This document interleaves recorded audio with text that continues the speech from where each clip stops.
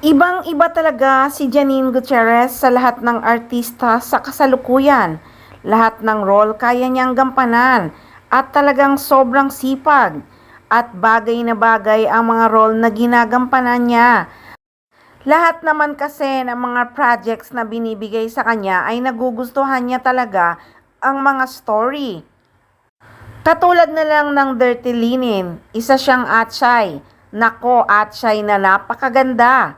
At sa Pantos Mia, isa siyang probinsyanang napakaganda. Hahaha. 'Di ba sa Lavender Fields naman, isa siyang kontrabidang napakaganda.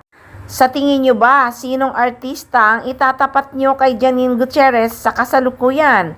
Yung walang kaarte-arte ha, pero napakaganda. Biro mo sa Pantos Mia, sa province pa yon nag-shooting. Kaya worth it naman ang pagod ni Nini sa pelikulang Pantos Mia. Umaapaw ang blessings, masaya pa ang love life.